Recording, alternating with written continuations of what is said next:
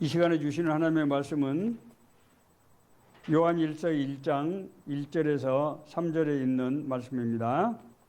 우리 다 같이 일어서서 저와 여러분이 교독하시겠습니다. 태초에 있는 생명의 말씀에 관하여는 우리가 들은 바요, 눈으로 본 바요, 자세히 보고 우리 손으로 만진 바라. 이 생명이 나타내신 바라 아니라 이 영원한 생명을 우리가 보았고 증언하여 너희에게 전하노니 이는 나와 함께 계시다가 우리에게 나타나신 바 같으니라. 함께 읽습니다. 우리가 보고 들은 바를 너희에게도 전함은 너희로 우리와 사귐이 있게 하려 함이니 우리의 사귐은 아버지와 그 아들 예수 그리스도와 더불어 누림이라. 아멘. 예.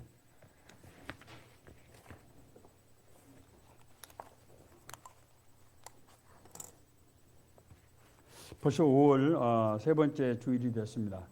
요즘 기온이 갑자기 올라가서 어제는 정말 한여름 같은 그런 더위를 우리가 이제 경험하기도 하는데, 정말 지구온난화 때문에 뭐 그렇다고 하는데 더위가 좀 빨리 또 온다고 합니다.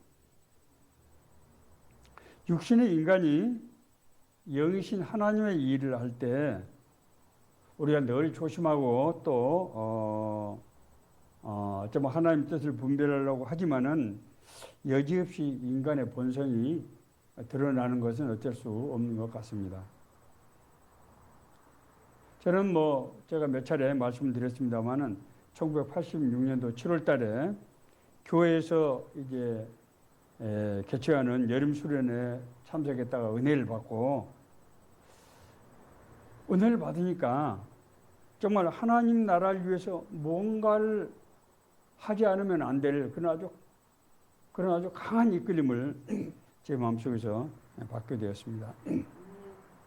그 당시에 제가 공직에서 이제 들어가서 이제 일한 지 한 10년 정도 되는 시점이었는데, 내가 무엇을 어떻게 할 수 있을까? 하나님의 나라를 위해서. 그때 제가 생각했던 것이, 공직에서 업무를 하는데 너무 힘들고 어려워서 고통을 당하는 우리 동료들이 생각이 났습니다. 사실 그 당시에 우리 이제 경제 계획을 세우고 국가 경제 발전을 이끄는 주도적인 역할을 하던 기관이었는데, 거기서 직원들이 365일 출근한 것은 말할 것도 없고, 정말 너무너무 힘들게, 그래서 몸에 질병이 생기고 그런 어려움을 당한 그런 동료들이 아주 많았습니다. 그래서 이제 직장에서 신우회를 결성해서 선교 운동을 일으키고, 이제 이후에 이 사역이 정말 그런 어려움을 겪은 사람들이 많아서 그런 것인지, 성령의 은혜로 그런 강한 이끌림이 역사해서 그런 것인지, 사람들이 제가 일으킨 이 운동에 정말 너무나 많은 사람들이 찾아오기 시작했어요. 그래서 이 사역이 처음에는 한 기관으로 시작했던 운동이 공직사회 전체 이제 선교 운동으로 이 발전되게 되고, 해마다 그런 모임이 하나씩 생기기 시작했어요. 한 40명씩이 되게 모이는 모임이 한 모임 단위가 되는데, 그래서 5년 동안 5개 모임이 됐습니다. 이후로도 이 운동은 계속해서 확산되고 지금도 그런 운동이 이제 전개되고 있습니다. 자, 그런데 사역을 하면 할수록 몸과 마음이 지쳐가기 시작했습니다. 또 그럴 것이, 직장에서 그 힘든 일을 하면서 이런 일을 한다고 하는 것이 사실 쉬운 일이 아니었습니다. 그것뿐만이 아니고 제 마음속에서 뭔가 좀 인정받고자 하는 욕구, 말은 그렇게 안 하고 겸손하게 하는 것처럼 보이지만은 내 마음속에서 뭔가 내 이름이 불리기를 원하고 인정받고자 하는 욕구, 또 그런가 하면은 어떤 일정한 정도 수준에 도달했을 때 앞으로 이 사람들을 무엇을 바라보고 어떻게 이끌어야 될 것인가 하는 일에 대해서도 확신이 없고 흔들리기 시작했습니다. 저는 저에게 위기가 왔다고 하는 것을 절감하고 1년 동안 사역을 쉬면서 이제 혼자 묵상하고 기도하고 또 금식하고 또한 이런 어려운 과정을 거치다가 5월 말, 지금 이제 됐을 그런 시점입니다. 2000년 5월 말, 그러니까 지금으로부터 벌써 23년의 세월이 지났습니다. 처음 제가 지리산을 단 한 번도 가본 적이 없는데 지리산 단독 종주를 제가 계획을 하고 그냥 무작정 나섰습니다. 많은 신자들이 구원받고 거듭났다고 하지만은 그 구원의 진정한 의미를 깨닫고 그리스도 안에서 구원의 삶을 누리는 사람들은 그다지 많지 않은 것 같아요. 정말 안타까운 일이지만은 이것이 현실이 아닌가 생각이 듭니다. 이런 상태에서 자기 힘과 열정으로 하나님의 일을 하게 될 때 그 하나님의 일이 점점 나에게 무거운 짐이 되고 그래서 그 일에 눌리는 현상이 나타나게 된다고 하는 것입니다. 제가 바로 그런 세월을, 그런 과정을 겪었고 저는 이것이 저만의 문제는 아니라고 생각이 됩니다. 우리 신앙인들, 우리 예수님을 믿는 많은 사람들이 구원받고 거듭났지만은 그 하나님의 은혜를 충분히 누리지 못하고 오히려 더 무거운 짐을 지고 살아가는 그런 현상이 들어있지 않은가 하는 그런 말씀입니다. 자, 오늘 이제 본문의 말씀 요한일서 1장 1절에서 3절은 아주 굉장히 중요한 그런 말씀. 물론 뭐 성경이 중요하지 않은 구절이 어디 있겠습니까만은 우리에게, 우리 신앙생활에 있어서 아주 굉장히 중요한 그런 말씀이라고 하는 거예요. 오늘 이 본문의 이 말씀은 크게 봐서 세 가지 내용으로 구성이 되어 있습니다. 자, 첫 번째는 제자들이 태초에 계시던 하나님이신 예수님에 대해서 자기들이 들었고 보았고 만졌다고 하는 것입니다. 자, 여기서 들었다고 하는 것은 예수님께서 자기 자신이 하나님의 아들이라고 말씀하시면서 하나님의 나라에 대해서 많은 가르침을 주신 것을 제자들이 들었다는 얘기예요. 자, 보았다고 하는 것은 예수님을 통해서 병자가 낫고 귀신이 쫓겨나가고 죽은 자가 살아나고 사람들이 하나님 나라의 복음을 그 자리에서 영접하고 하는 것을 하나님 나라 실제가 임한 것을 보았다고 하는 것입니다. 자, 만졌다고 하는 것은 십자가에 달리신 예수님이 살아나셔서 40일 동안이나 자기들과 함께 지냈다는 사실을 가르쳐 그렇게 얘기하고 있는 것입니다. 그래서 이성적인 함적인 사고를 했던 도마는 아니 죽은 사람이 어떻게 살아납니까? 당신 예수님이라면 그는 손에 못 잡을까? 내가 옆구리를 확인해야 되겠습니다. 그래서 예수님께서 손을 못자국을 만져보게 하시고 옆구리를 만져보게 하신 거 아닙니까? 보았다고 하는 거예요. 자, 두 번째 메시지는 예수님께서 부활 승천하신 후에 제자들이 자신의 삶 속에서 자기들이 40일 동안 부활하신 예수님을 만나서 살았던 삶을 실제로 누렸다는 거예요. 예수님을 떠나서 하나님 나라로 올라가셔 버렸는데 제자들은 그 예수님과 예수님이 부활 승천하신 후에도 이전에 살던 삶과 똑같은 삶을 실제로 살았다는 거예요. 그 예수님과 사귀었다는 얘기는 예수님과 더불어 살았다는 말씀인데 여기서 더불어 살았다고 하는 것은 예수님이 살아생전에 제자들과 함께 하셨던 그 삶을 계속해서 연속적으로 누렸다는 거예요. 그래서 성령의 권세와 능력이 자기들 안에서 역사하는 삶을 통해서 진짜로 예수님과 똑같은 삶을 누렸다는 것입니다. 자, 그래서 세 번째 메시지는 제자들이 자기들이 그런 삶을 누린 것처럼 이 말씀을 읽고 있는 우리 성도들, 저를 비롯해서 우리들도 자기들이 누렸던 그런 삶을 누리게 되기를 바란다. 그렇게 지금 말씀하고 있는 거예요.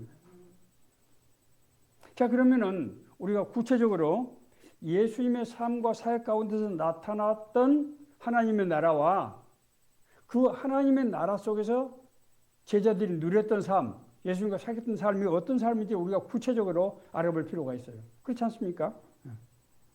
우리가 보통 예수님과 사귄다고 할 때, 예수님과 더불어 누린다고 할 때 감정적으로 생각하거든요. 무슨 뭐 환상을 본 것, 무슨 음성을 듣는 것, 그런 어떤 그 느낌을 강하게 받는 것, 이렇게 생각하는데 성경은 그게 아니라는 거예요. 자, 예수님의 공생애는 하나님과 사귐의 생활, 하나님과 누림의 삶 그 자체였어요. 예수님은 세상에 살았지만은 늘 하나님과 함께 동행하는 삶을 실제로 살았다고요. 예수님께서 공생애를 시작하시면서 바라신 두 가지 핵심적인 메시지가 있었는데 그 핵심적인 메시지가 뭡니까? 네, 첫째는 회개하라. 하나님의 나라가 가까이 왔다. 하는 것 아닙니까? 회개하라. 하나님의 나라가 가까이 왔다. 두 번째는 나를 따라온다라 하는 것이었습니다. 예수님의 삶을 통해서 우리가 하나님의 나라를 볼 수 있다고 하는 거예요. 예수님의 삶을 통해서 하나님의 나라가 실제로 회개하라. 하나님의 나라가 가까이 왔다 하는 것은 하나님의 나라가 실제적으로 너희 지금 삶 가운데서 지금 임했다는 얘기예요. 그걸 우리가 아니 생각해 보세요. 어떻게 하나님의 나라, 우리가 하나님의 나라 생각하면 어디를 쳐다봅니까? 하늘을 보잖아요. 우주 공간. 그 하나님의 나라가 우리 삶 가운데, 내 삶 가운데 임했다는 거예요. 회개하라. 하나님의 나라가 가까이 왔다. 너에게 임했다는 거예요. 자, 두 번째로 나를 따라오너라. 나를 따라오너라. 나하고 더불어 같이 살 때 하나님 나라를 네가 실제로 안에 하나님 나라에서 하나님 나라를 볼 수 있다고 하는 거예요. 이것이 바로 예수님께서 말씀하신 하나님과 더불어 누리는 삶이에요.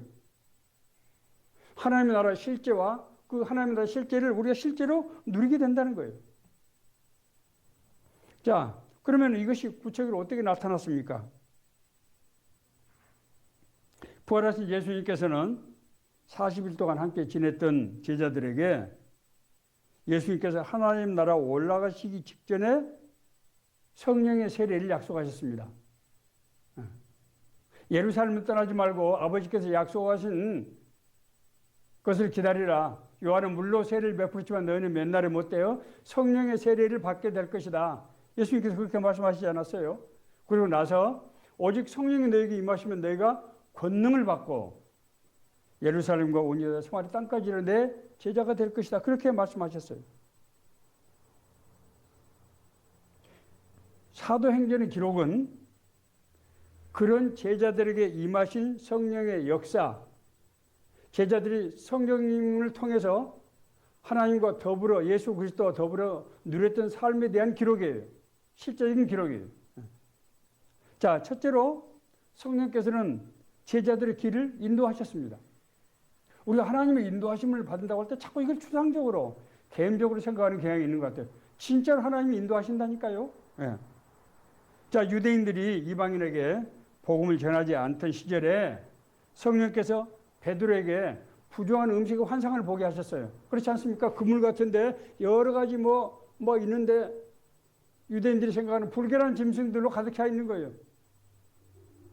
그래서 이 성령이 이걸 먹으라고 하는데 주님, 제가 이런 음식을 못 먹는 것을 주님께서 아시지 않습니까? 그때 하나님께서 뭐라고 말씀하셨습니까? 내가 정하게 한 것을 네가 부정하다 하지 말라. 그렇게 말씀하시잖아요. 그러더니 백부장 고넬료가 보낸 사람들을 만나게 되고 성령의 인도하심에 따라서 고넬료 집에 가서 고넬료와 가족들에게 세례를 베풀었더니 그때 성령이 임하시는 역사가 나타났단 말입니다. 이것이 무슨 사건입니까? 이방 선교에 문이 열리게 된 겁니다. 엄청난 사건이 일어난 겁니다. 그걸 위해서 하나님께서 베드로를 이끄셔서 그 일을 이루게 하신 거예요. 사도들에게만 나타났습니까? 그렇지 않습니다. 성령께서 빌립 집사를 에디오피아 내시에게 인도해서 그에게 세례를 주도록 했어요. 에디오피아가 어떤 나라입니까? 에디오피아는 지금도 95%가 복음화된 나라예요.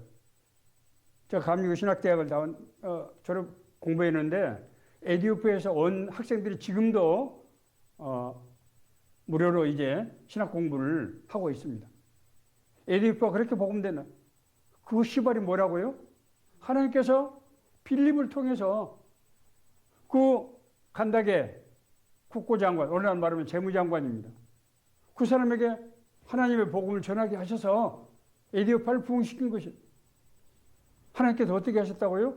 빌립을 역사하시고 인도하셔서 그 일을 이룬 거예요. 바울은 소아시아 지역에 복음을 한참 전할 때 소아시아는 그 중심에 다소 바울이 성장하고 자랐던 그 고향 지역 아닙니까? 바울은 이제 자기 고향 지역 에베소를 비롯한 그 인근 지역에 복음을 전하고 나서 북쪽 지역 비두니아에 가서 복음을 전하고 싶었어요. 그래서 늘 기도하고 했는데 성령께서 마게도니아 사람의 환상을 보게 하셨어요. 마게도니아 사람이 어서 와서 우리를 도우라고 그렇게 아주 간절히 간청하는 그런 환상을 체험하게 된 거예요. 바울이 성령의 인도하심을 따라서 마게도니아에 가서 복음을 전할 때 그것이 바로 유럽 선교의 시작이 된 것입니다. 당시 유럽은 세계 전체였어요. 아주 놀라운 우리가 상상할 수도 없는 일이 일어나게 된 것입니다. 두 번째로 성령께서는 제자들에게 능력을 주세요. 능력을. 그래서 능력이라고 하는 것은 영적인 초월적인 힘을 말하는 것입니다. 베드로가 성전 미문 앞에서 걷지 못하던 장애인을 만났지 않습니까? 그 장애인이 베드로하고 요한 얼굴 쳐다보면서 뭐라고 했습니까? 동량을 구걸하지 않았겠어요? 그때 베드로가 뭐라고 얘기했습니까? 은과 금은 내게 없거니와 나에게 있는 것으로 너에게 주느니 나사렛 예수의 이름으로 일어나서 걸으라고 손잡아서 당겼더니 이 사람이 벌떡 일어난 거예요. 이 사람은 평생 걷지 못한 사람이 뛰기도 하며 걷기도 하면서 성전 안에 들어가서 여호와 하나님을 찬양했다. 이렇게 기록하고 있어요. 성령께서 제자들에게 능력을 주신 것입니다. 바울이 빌립보에서 접신한 여종의 귀신을 쫓아주었는데 그것 때문에 난리가 났어요. 바울이 사람들에게 병든 사람들에게 안수를 할 때 능력이 얼마나 크게 나타났던지 바울이 가지고 다니는 손수건만 몸에 얹어도 병이 낫는 그런 신비한 현상이 일어난 거예요. 그건 무엇의 증거입니까?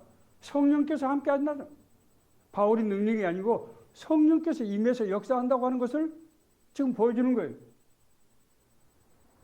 바울의 능력이 아니고 베드로의 능력이 아니고 바울과 베드로에게 성령께서 함께 해주셔서 능력으로 역사한다고 하는 것을 보여주는 것입니다. 오순절 마가 다락방에서 성령 강림의 역사가 있고 난 뒤에 예루살렘에서 어떤 일이 일어났습니까? 사람들이 자기 소유를 가지고 가서 팔아서 필요한 사람들에게 막 나눠주는 거예요. 아니 이 사람들은 엊그제까지 서로 많이 차지하려고 서로 막 경쟁하고 갈등하고 대립하고 욕하고 싸우던 사람들이에요. 그런데 자기 소유를 막 팔아가지고 와서 사도들 앞에 주는가 하면은 자기들 물건을 가지고 와서 필요한 사람들을 막 나눠주는 겁니다. 왜 이렇게 갑자기 바뀐 거예요? 사람마다 두려워하는데 사도들로 말미암아 기사와 표적이 많이 나타나. 사도들 통해서 막 기사와 표적이 막 나타나는 거예요. 여기서 기사와 표적이 뭘 의미하는 겁니까? 하나님의 나라가 임한 거예요, 실제로.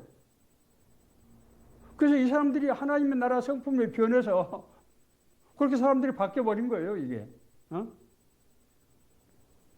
그 사람들이 갑자기 예수 믿고 개과천선해서 그런 것이 아니라니까요. 하나님의 영이, 하나님 나라가 임해서 사람들이 하나님의 영으로 그냥 바뀌어버린 거예요. 하루아침에 바뀌어버린 겁니다, 그게.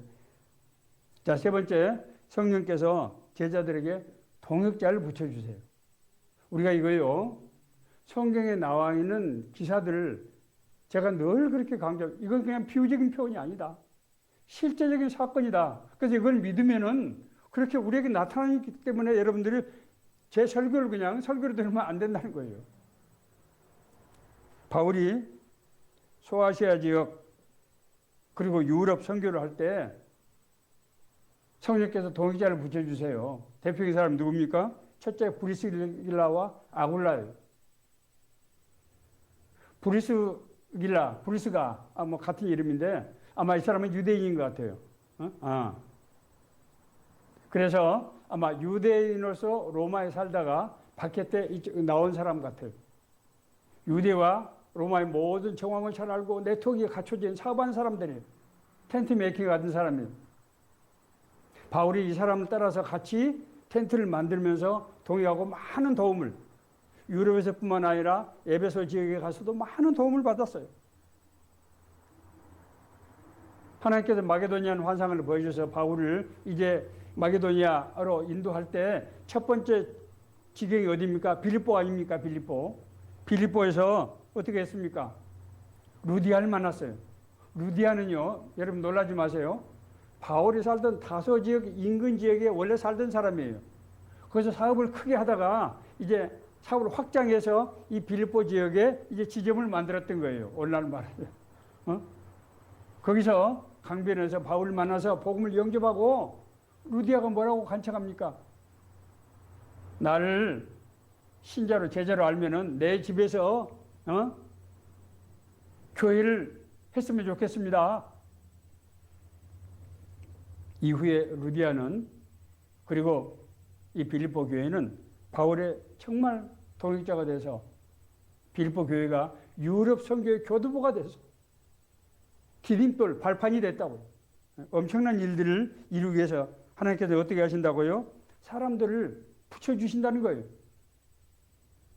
하나님의 사랑하는 자, 곧 그 뜻대로 부르심을 입은 자들에게는 모든 것이 합력하여 선을 이루느니라. 로마서 8장 28절에 있는 말씀. 제가요, 1990년대 경제개혁은 그 좋은 경제개혁을 했다가 국무총리실로 가게 됐어요. 정말 그 당시는 내가 왜 가야 되는지 알지도 모르고 아무튼 저는 국무총리에 대해서 아무것도 모르고 있었는데 갔는데 거기서 두 사람을 만났어요. 한 사람은 우리 김승규 국장님, 소천하셨습니다. 하나는 이병진 사무관이었어요. 제가 그 국무총리실 업무에 잘 적응을 못하고 새로운 환경, 전혀 일하는 스타일도 다르고 국무총리실에서는요, 국무총리께서 지시를 하시면은 2시간 이내에 보통 첫 번째 보고를 해야 됩니다. 총리의 지시사항은 국정 전반에 걸친 것 아닙니까? 그러니까 총리께 보고를 할 때는 국정 상황 전반에 대해서 보고를 해야 된다고. 그래서 보통 최초의 보고를 보통 한 2시간 만에 하는 거예요. 저는 그 당시에 이제 환경 분야, 복지 분야에 전체를 맡고 있었어요. 제가 왔을 때 삼풍백화점 붕괴 사고, 성수대교 붕괴 사고, 낙동강 편협 사고, 한양 조정권 분쟁, 이런 큰 일들이 막 계속해서 터지는 거예요. 내 힘으로 도저히 감당할 수 없는. 그런데 우리 김승국 국장님하고 이병진 사무관이 나를 그렇게 도와주는 거예요. 나하고 별 인연도 없는 사람들. 하나님께서 수천 살 예배하신 거예요. 저는 그분들 덕택에 직장 생활에 큰 어려움이 없이 인정도 받고, 그 승진도 빨리 하고, 제가 총실에 가서 과장이 됐어요. 그런 놀라운 일들이 일어났습니다. 자, 이 상에 의미하는 바가 뭡니까? 예수님께서 십자가에 달리시고 나서 부활 승천하셨지만은 제자들과 함께 하셔서 제자들 사역에 함께 동역하신다는 것이고, 이것이 예수님께서 생전에 제자들에게 약속하신 그 약속이 실현되는 그런 역사라는 거예요. 자, 우리가 성경을 잘 읽어봐야 됩니다. 요한복음 14장 16절에서 17절을 제가 다시 한번 읽겠습니다. 내가 아버지께 구하겠으니 그가 또 다른 보혜사를 너희에게 주사 영원토록 너희와 함께 있게 하리니, 보혜사를 주셔서 영원토록 우리와 함께하게 하신다는 거예요. 그는 진리의 영이라 세상은 능히 그를 받지 못하나니 이는 그를 보지도 못하고 알지도 못함이라. 그러나 너희는 그를 아나니 그는 너희와 함께 거하시며 또 너희 속에 계시겠습니다. 성령이 어디 계신다고요? 우리와 함께하고 우리 안에 계셔서 우리와 함께 하신다는 거예요. 내가 너희를 고와 같이 버려두지 아니하고 너희에게로 오리라. 그날에는 내가 아버지 안에, 너희가 내 안에, 내가 너희 안에 있는 것을 너희가 알리라. 성경은요, 우리가 하나님을 믿는 것이 우리 인간의 이성과 판단으로 성경 말씀을 잘 이해하고 그래서 그 뜻대로 하나님의 말씀대로 살려고 노력하는 것이 아니라고 하는 것을 성경은 지금 말씀하고 있는 거예요. 우리가 구원받고 거듭난다고 하는 것은 이전에 인간의 이성과 방법으로 인간의 힘으로 살아왔던 삶이 성령의 역사와 인도하심 가운데서 살아가는 삶으로 바뀐다고 하는 거예요. 그래서 트랜스포메이션이라는 단어를 쓰는 거예요. 존재가 바뀌는 거예요. 존재가. 겉모습은 똑같아 보이지만 인간의 심령이, 인간의 본질의 서브스턴스, 심령이 바뀌어버린다고요. 그래서 이제는 세상의 법에 따라서 내 인간의 이성과 능력으로 살아가는 것이 아니고 내 안에서 역사하시는 하나님의 영에 따라서 힘을 얻고 능력을 얻고 인도하심을 받고 그 영과 더불어 살아가는 것이 신앙생활이라는 것. 이걸 분명히 성경은 계속해서 얘기를 하고 있는데 사람들은 그렇게 많은 사람들이 살지 못하고 있다는 거예요. 뿐만이 아닙니다.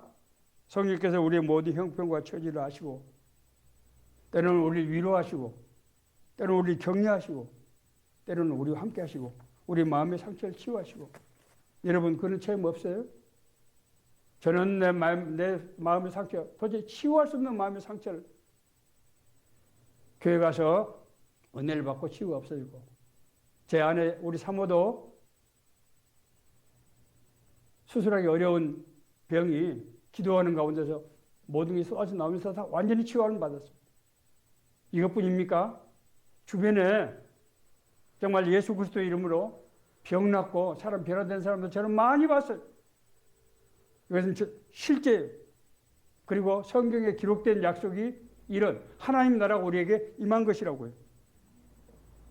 자, 그러면은 우리는 어떻게 하면은 오늘 성령께서 말씀하신 이런 삶을 실제로 우리가 누릴 수 있겠는가? 여러분 요한복음 15장은 예수님의 고별 설교라고 신학적으로 그렇게 얘기하는 부분입니다. 예수님께서 십자가 체포되시기 직전에 했던 최후 만찬하고 나서 했던 마지막 설교예요. 여러분 마지막 설교라고 하는 것이 어떤 의미를 갖습니까? 가장 중요한 얘기, 제자들에게 가장 절실한 얘기를 아마 하시지 않았겠어요? 그게 뭡니까? 열매 맺는 삶. 열매 맺는 삶. 예수님은 무화과 나무가 열매를 맺지 못하는 걸 보고 그 무화과 나무를 저주하신 적이 있어요. 그것은 뭘 의미합니까? 우리가 가지가 나무에 붙어있지 않으면 버림을 받게 된다는 거예요. 생각해 보세요. 우리가 하나님을 믿고 하나님을 믿는다고 평생 살았는데 진짜로 내가 구원받고 그 구원받은 삶을 누리지 못하고 세상에서 살다가 떠난다고 하는 것이 얼마나 이게 말이 안 되는 얘기입니까? 오늘 말씀의 핵심은 어떻게 하면은 우리 신앙생활이 구원받은 삶을 살 수가 있는가 하는 것이에요. 요한복음 15장 7절과 10절을 제가 읽습니다. 너희가 내 안에 거하고 내 말이 너희 안에 거하면 무엇이든지 원하는 대로 구하라. 그리하면 이루리라. 내가 아버지의 계명을 지켜 그의 사랑 안에 거하는 것 같이 너희도 내 계명을 지키면 내 사랑 안에 거하리라. 핵심은 말씀과 기도 그리고 순종을 통해서 그리스도와 함께하는 삶을 누리고 그 결과로 열매가 맺혀지게 된다고 하는 말씀입니다. 여러분 말씀이 뭡니까? 말씀은 성령께서 인간의 언어로 자신을 드러내는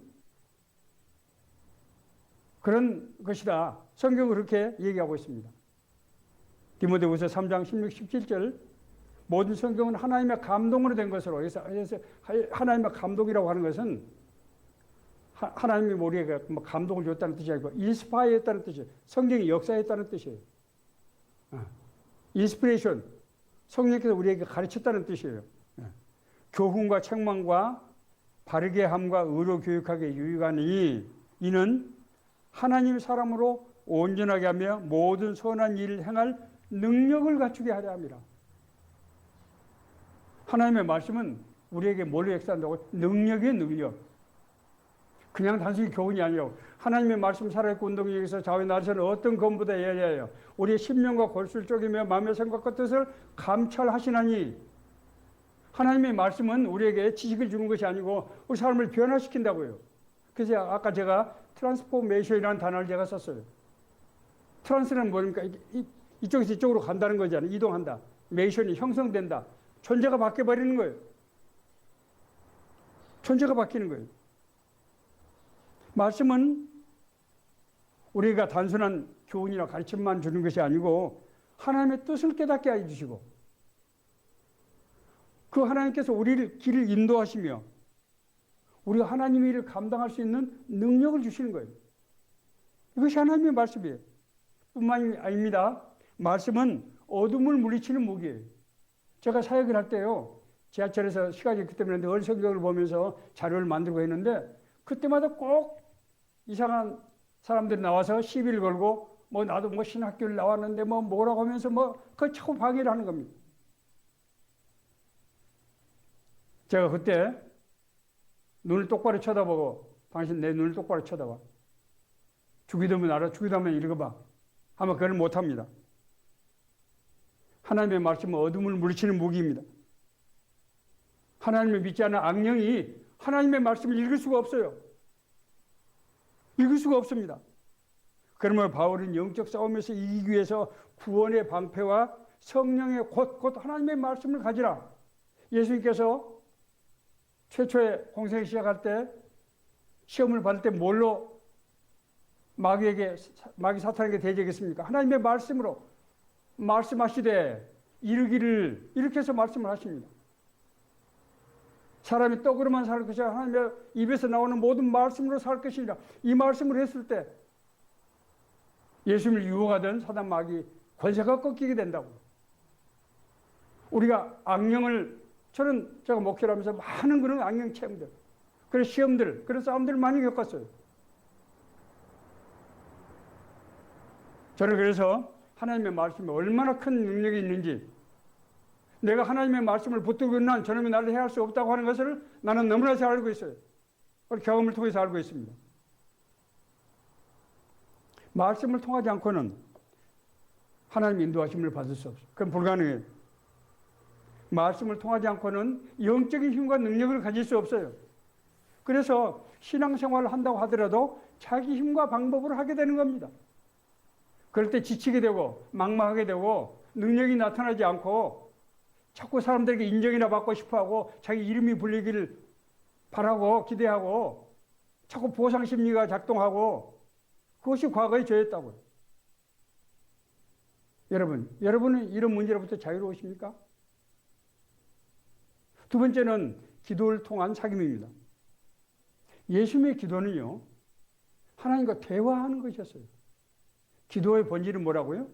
하나님과 얘기하는 거예요. 제 학교에서 같이 제가 1988년도에 외국어대학교 랭귀지 스쿨에 들어가서 6개월 동안 영어만 그냥 6개월 동안 하는 그런 랭귀지 스쿨이 있어요. 거기서 같이 공부했는데 저하고 같이 공부하던 송종민의 형제가 있었어요. 제가 그 친구하고 이제 친하게 지냈는데 그 친구가 하루는 나에게 엄청난 얘기를 하는 거예요. 야, 홍현선, 나는 어려서부터 하나님과 대화를 해왔다는 거예요. 이야, 이 자식이 이단이구나. 응? 아니, 네가 날마다 하나님과 얘기를 했어? 그래, 난 날마다 했어. 너 어떻게 했냐? 우리 어머니가 매일 새벽 기도 가는데 날 데리고 가시는데 나는 거기서 하나님과 얘기를 했다는 거야, 진짜. 저는 그 말을 도저히 이해할 수 없었어요. 제가 나중에 진짜 하나님께서 말씀하시고 대화하시고 인도하신다고 하는 것을 깨달았어요. 기가 막힌 일이죠. 예수님께서 최후의 만찬하신 후 겟세마네 동산에 가셔서 기도하실 때 예수님께서 뭐라고 기도하셨습니까? 내 아버지가 만일 할만하시거든 이 잔을 내게서 지나가게 하옵소서. 그러나 나의 원대로 마옵시고 아버지의 원대로 하옵소서. 아브라함은요, 롯과 헤어져서 롯이 소돔과 고모라에 살 때 하나님이 천사들이 와서 소돔과 고모라를 멸망시켜야 되는데 그때 아브라함과 협상을 합니다. 창세기 나오잖아요. 아니 하나님이 인간과 협상을 하신다고요. 하나님 50명 있으면은 그래도 다 그걸 멸망시킬 겁니까? 45명이요, 40명이요, 30명이요, 20명이요, 10명이요. 이게 하나님과 협상이 아니고 지금 뭡니까? 하나님께서는 우리가 어떻게 하신다고요? 대화하시는 거예요. 그것이 기도예요. 그것이 기도의 본질이라고 하는 거예요. 예수님께서는 큰일, 어려운 일을 하시고 난 다음에 늘 홀로 조용히 산에 올라가셔서 홀로 밤새도록 기도를 하셨어요. 예수님은 하나님이시지만 육신을 옷 입고 인간의 모습으로 오셨기 때문에 지치고 능력이 필요하고 그런 새롭게 충전하는 그런 은혜가 필요한 거예요. 그래서 늘 홀로 가서 제자들과 떨어져서 홀로 기도를 하셨어요. 주님과 사귐이 없는 삶은 막막하고 앞서 말씀대로 쉬 지치고 인간적인 모습이 드러날 수밖에 없습니다. 인정받고 싶어하고 자신의 영향력을 행사하고 싶어하고 뭔가 크고 위대한 일에 대한 무작정 그런 열망에 사로잡히게 되는 그런 결과입니다. 예수님께서는 가지가 나무에 붙어 있지 않으면 열매를 맺을 수 없다. 그렇게 말씀하셨어요. 그래서 나무에 붙어 있다고 하는 것은 어떤 성과를 얻기 위한 조건이기도 하지만은 사실은 일정한 성과보다도 더 중요한 것은 영적인 힘을 얻는 거예요. 우리가 그리스도 안에 있을 때, 우리가 성령 안에 있을 때 성령의 역사하심과 인도하심이 나에게 응하게 되는 거예요. 우리가 그것에 대해서 마음은 열리고 그래서 나와 성령님과 예수님과 점점 같아지고 그래서 각기 부분집합, 우리 수학적으로 그러잖아요. 부분집합, 따로 떨어져 있던 존재들이 이제 만나면서 서로 겹치게 되고 나중에 완전히 겹치게 될 때 하나님의 생각이 내 생각이 되고 하나님의 마음이 내 마음이 되고 내 마음이 하나님의 마음이 되고 하나님의 생각이 되고 그렇게 해서 우리가 동의하는 삶을 살게 되는 이것을 바로 사귐의 기도라고 얘기하는 것입니다. 말씀을 정리하겠습니다. 제가 2000년 5월 달에 지리산 단독 종주를 할 때 얼마나 힘들었으면 제가 처음 난생 한 번도 가보지 못한 지리산을 2박 3일 동안 단독 종주를 그때 하나님께서 저에게 두 사람을 붙여주셨어요. 한 사람의 이름이 김현진이에요. 그리고 두 번째 사람은 조차선이에요. 저는 몰랐는데 어느 날 제 제자가 그러는 거예요. 순장님, 세 사람의 이름을 합하면 홍현선이 된다는 거예요. 홍현선, 김현진, 조차선. 이게 우연인지 모르지만 우연이라고 하기에는 너무나 이상한 우연이 아닙니까? 하나님께서 인도하셨다는 거예요. 내 마음속에 내가 정말 하나님의 뜻을 분별할 수 없고 하나님의 인도하심을 받고 있고 내 힘과 방법으로 그 힘들고 어려운 일을 할 때 말할 수 없는 고통, 어려움을 겪고 있을 때 하나님께서 나를 불쌍히 여기셔서 사역을 중단하게 하시고 나를 지리산에 보내셔서 하나님이 함께 하시는 것을 보게 하신 거예요. 자, 그런데 그 2박 3일 동안 그래서 하나님께서 나에게 무슨 환상을 좀 보여주시든가 능력을 행하실 줄 알았는데 아무 일이 나타나지 않았어요. 아니 세상에 이럴 수가 있나. 사실 섭섭했어요. 자, 그런데 그 뒤에 놀라운 일이 일어났습니다. 제가 이제 새로 출발한 그 당시에 부패방지위원회 거기 중요한 직책을 맡게 됐습니다. 제가 맡은 직책은 모든 정책적인 것을 기획을 하고 이끌고 가는 그런 자리였어요.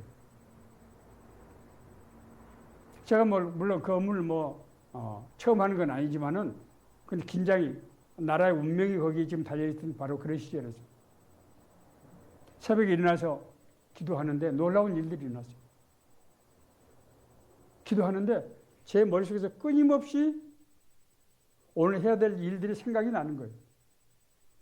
저는 처음에 내가 그냥 이 업무 때문에 스트레스를 받아서 기도를 하니까 이런 생각이 나는가 보다 그렇게 생각했어요.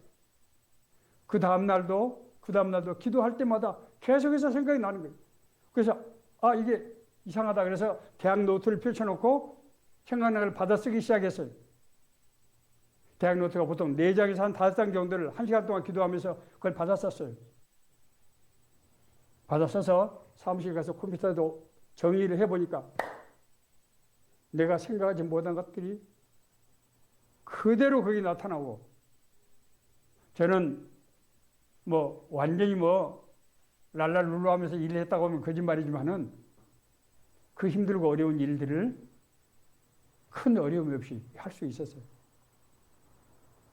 김하중 장로님이 하나님의 대사라는 책에 보면은 하나님께서 김하중 장로님에게 계속해서 말씀하신 그 책이 나오기 훨씬 전에 성령께서 저에게 끊임없이 말씀하시고 인도하시고 그 뒤로도 하나님께서 그런 방식으로 역사하시는 것을 체험하게 됐습니다.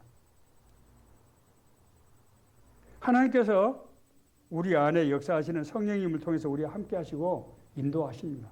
그것이 바로 신앙생활이에요. 그것이 올바른 신앙생활이라고요. 인도하시는 방식은 여러 가지가 있지만은 가장 보편적인 방법은 우리에게 어떤 이끌림을 주시는 거예요. 물론 하나님이 환상을 보기도 하시고 음성을 듣기도 하시고 깨닫게도 여러 가지로 하십니다. 그런데 가장 보편적으로 하시는 방식이 뭐라고요? 우리 안에 이끌림을 주신다는 거예요. 너희 안에서 행하시는 하나님이시니 자기의 기쁘신 뜻을 위하여 너희로 소원을 두고 행하게 하시나니, 어쩐지 그 일이 하고 싶고 그 일이 해야 될 것 같은 생각이 들고 하는 거예요. 성령께서 날 지금 인도하시는 거예요. 여러분, 삶에 공부하고 힘들고 어려운 일이 있습니까? 하나님의 자녀인 나를 하나님이 이렇게 세상 가운데서 힘들게 어렵게 그냥 굴리고 내팽개치고 그게 말이 됩니까? 하나님 우리 아버지라면서요. 하나님 우리 어머니고 하나님 우리 인도자고 보호자시라면서요. 하나님 우리와 함께 하신다면서요. 그러면은 하나님의 뭔가를 역사하시겠죠.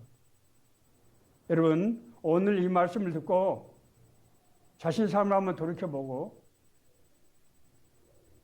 오늘 주시는 이 말씀을 하나님께서 나에게 주시는 생명의 말씀, 인도하시는 말씀, 은혜의 말씀을 믿고 주님과 동행하는 삶을 살게 되시기를 간절히 바랍니다.